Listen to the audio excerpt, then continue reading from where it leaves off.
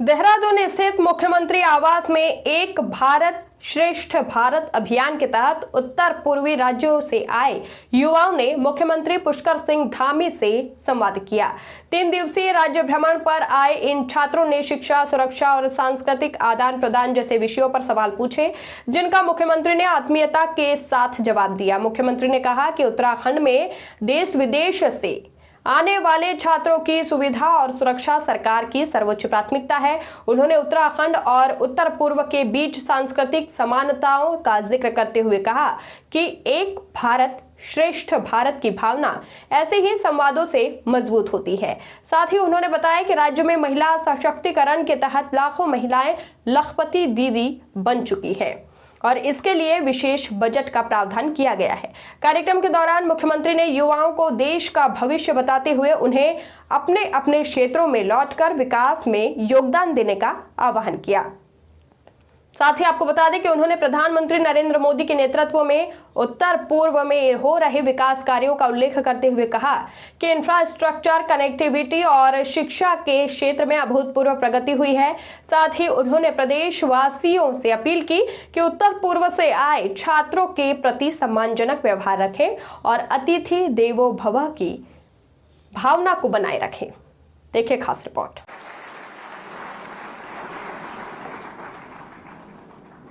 आज जिनका सानिध्य हम सबको मिलने वाला है, बहुत ही सरल व्यक्तित्व, प्रभावशाली नेतृत्व कौशल और संगठन के प्रति अटूट समर्पण और युवा शक्ति को सकारात्मक दिशा देने वाले हमारे भारतीय जनता पार्टी के यशस्वी आदरणीय अध्यक्ष, राष्ट्रीय अध्यक्ष जी मंच पर हैं। मैं आप सबकी तरफ से, अपनी तरफ से, समस्त उत्तराखंड वासियों की ओर से उनका स्वागत करता हूं और अभिनंदन करता हूं। ये हम सबका सौभाग्य कि आज उनका हमको यहाँ पर हमारे सभी युवाओं को मार्गदर्शन भी मिलने वाला है, उनके साथ संवाद भी होने वाला है। साथियों, आदरणीय राष्ट्रीय अध्यक्ष जी श्री नितिन नबीन जी के व्यक्तित्व और कृतित्व पर हम अगर दृष्टि डालते हैं तो राष्ट्र हित के प्रति उनका अडिग प्रतिबद्धता, निरंतर कार्यशीलता की एक प्रेरणाशाली मिसाल उनके अंदर दिखाई देती है। संकल्प के धनी हैं। आप सब देख रहे होंगे पिछले 3 दिनों से लगातार वो हम सबके साथ हैं, देवभूमि उत्तराखंड में हैं और प्रातः काल 6 बजे से लेकर जब से उनकी दिनचर्या शुरू होती है और रात को 12 बजे तक, 1 बजे तक अनवरत रूप से लोगों से मिल रहे हैं, दिन भर कार्यक्रम कर रहे हैं। और आज भी जब ये हुआ कि आज भी कार्यक्रम बहुत उनका व्यस्त है, इससे पहले भी अभी एक प्रबुद्ध संवाद करके आ रहे हैं लोगों से और इसके बाद भी कई कार्यक्रम है। फिर उनको आज सड़क मार्ग से दिल्ली भी पहुंचना है। अब देखिए, बीच में ऐसा भी हुआ एक बार कि कुछ सुझाव ऐसे भी आए, क्योंकि कार्यक्रम बनता है तो कई बार ऊपर नीचे होता है कि इस कार्यक्रम को न किया जाए, लेकिन अध्यक्ष जी ने कहा कि अब ये वैसे ही हो जाएगा जैसे पूरा हाथी निकल गया और पूंछ को अटका दिया। तो ये कार्यक्रम हुए बिना जो है कार्यक्रम पूरा नहीं माना जाएगा और चाहे कितनी भी व्यस्तता हो, मैं प्राथमिकता से युवाओं के साथ संवाद करूंगा। वैसे सब कार्यक्रमों के अतिरिक्त ये कार्यक्रम उन्होंने ही जोड़ा है। इसमें ये योजना का कार्यक्रम नहीं है आप लोगों का। अब मैं आदरणीय अध्यक्ष जी के बारे में आप सबको बताऊं, उनका जो पूरे संपूर्ण जीवन का संदेश हमें जो है समर्पण से, अनुशासन से और अथक परिश्रम और संगठन और समाज इससे काम करते हुए जीवन में कैसे धरती से आसमान को छुआ जा सकता है, साधारण से कैसे असाधारण बना जाता है, उसकी प्रतिमूर्ति हमारे राष्ट्रीय अध्यक्ष जी यहाँ पर विराजमान है। और भारतीय जनता युवा मोर्चा के कार्यकर्ता से लेकर पदाधिकारी से लेकर जनप्रतिनिधि के रूप में और जनप्रतिनिधि भी पता है कितने साल में बन गए थे वो?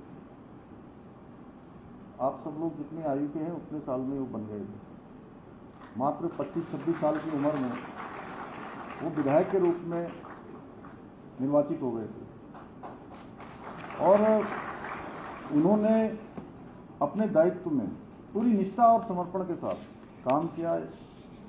विधायक के रूप में उनका एक दीर्घ राजनीतिक अनुभव है, 2 दशक से भी अधिक समय का। जनसेवा के प्रति अटूट प्रतिबद्धता है। संगठन और शासन के बीच में प्रभावी समन्वय स्थापित करने की विशिष्ट क्षमता के बल पर आज आदरणीय नितिन जी पूरे देश के करोड़ों करोड़ युवाओं और कार्यकर्ताओं के प्रेरणा स्रोत बन चुके हैं। ऐसे दूरदर्शी कर्मठ अनुभवी व्यक्तित्व का मार्गदर्शन प्राप्त होना सच में हम सभी के लिए सौभाग्य की बात है और मुझे ऐसा लग रहा है कि अध्यक्ष जी जो पूरे देश में ऐसे कार्यक्रम करने वाले हैं उसकी शुरुआत देवभूमि उत्तराखंड से हो रही है। साथियों, मेरा मानना है किसी भी राष्ट्र की प्रगति में, राष्ट्र की उन्नति में युवाओं का बहुत बड़ा योगदान होता है। युवा जिस दिशा में चलते हैं उस दिशा में इतिहास बन जाता है और युवा ही वो शक्ति है जिन्होंने चाहे देश के अंदर बड़े आंदोलन हुए, स्वतंत्रता के आंदोलन हुए हों, आपातकाल का आंदोलन हुआ हो या हमारे राज्य का उत्तराखंड का आंदोलन हुआ हो, राज्य स्थापना का, उन सभी में सबसे बड़ी प्रखर भूमिका किसी की रही तो वो नौजवानों की और युवाओं की रही है। और किसी भी देश को आगे बढ़ाने में युवाओं की बहुत बड़ी महत्वपूर्ण भूमिका होती है। आज पूरे विश्व का सबसे बड़ा युवा देश भारत है, जहां की करीब 65% जनसंख्या 42 वर्ष से कम आयु की है। और ये युवा शक्ति हमारी सबसे बड़ी पूंजी है जो अपने परिश्रम से और अपने संकल्प से एक सशक्त, समृद्ध और आत्मनिर्भर भारत के स्वप्न को हकीकत में बदलने का सामर्थ्य रखती है। और इस ऊर्जा को सही दिशा में लगाया जाए तो न हमारा देश केवल आर्थिक महाशक्ति के रूप में उभरेगा बल्कि फिर से विश्व गुरु के रूप में स्थापित भी हो सकेगा।